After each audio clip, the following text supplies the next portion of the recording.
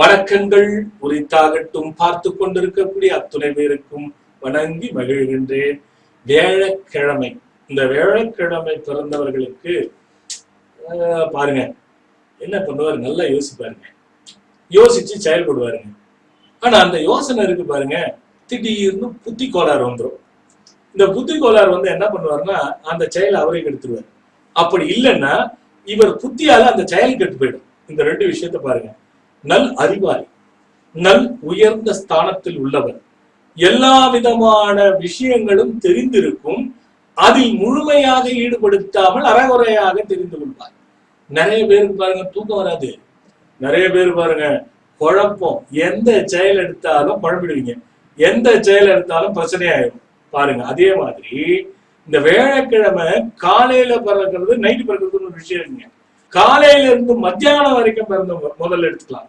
காலையில இருந்து மத்தியானம் வரைக்கும் பிறந்தவங்க எல்லாருக்குமே வாழ்க்கையில 40 வயசுக்கு மேலதாங்க உயர்வு வரும். அதே மாதிரி மத்தியானத்துல இருந்து மாலை வரை பிறக்கிறாங்க பாருங்க, இவங்க முற்பகுதி நல்லா இல்லைன்னா பிற்பகுதி நல்லா இருக்கும், பிற்பகுதி நல்லா இல்லைன்னா முற்பகுதி நல்லா இருக்கும். ஆனா சமமா இருக்கவே இருக்காது. இரவில் பிறக்கிறாங்க பாருங்க, அவங்களுக்கு கொஞ்சம் விதிவிலக்கு. எப்படி இருந்தாலும் பிரச்சனை இருந்தாலும் தன் புத்திசாலித்தனத்தாலே வெளியில வந்துருவாங்க, தப்பிச்சிடுவாங்க. ஆனா காலையில இருந்து மாலை வரைக்கும் சிக்கல் தானே. இவங்க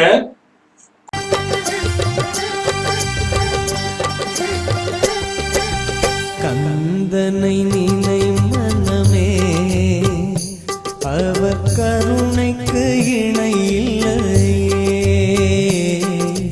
கந்தனை நினை மனமே, அவர் கருணைக்கு இணை இல்லையே.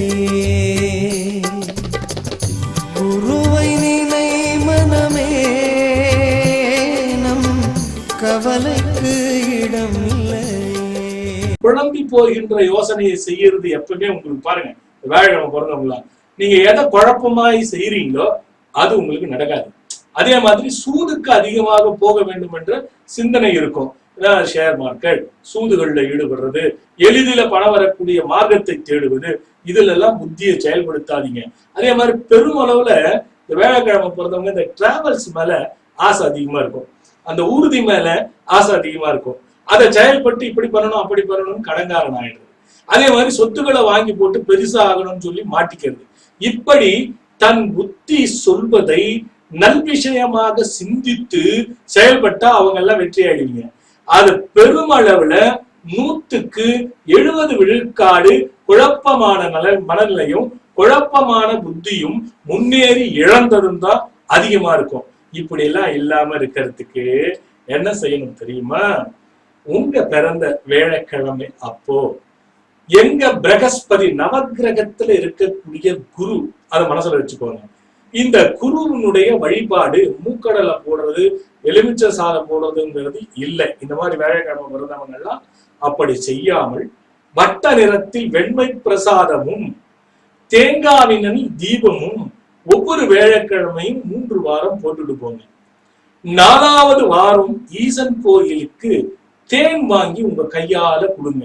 அந்த தேன் வாங்கி கொடுக்கும் பொழுதும் தேங்காவில் தீபம் போட்டு வட்ட பிரசாதம் படைக்கும் பொழுதும் ஓம் பிரகஸ்பதயம் சர்வ குரு மூர்த்ததே வரவரத அனுகிரக ஸ்பதா அப்படி என்று சொல்லிக் கொண்டே இருங்க. தினமும் இந்த மந்திரத்தை சொல்லுங்க. நீங்க வழிபடுறது மட்டும் இல்ல, இந்த மந்திரத்தை சொல்லிட்டே போங்க, பெரிய விஷயங்கள்லாம் நடக்கும். அதே மாதிரி பாருங்க, ஒரு ஏலக்காயை ஒரு மஞ்சள் நிற துணியிலே ஒரு 5ஓ ஒரு 3ஓ அதை சுற்றி கொண்டு தன் சட்டை பையிலோ அல்லது கைப்பையிலோ வைத்து கொண்டு போங்க.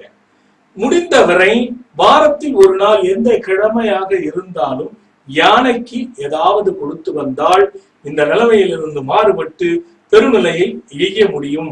வணக்கம்.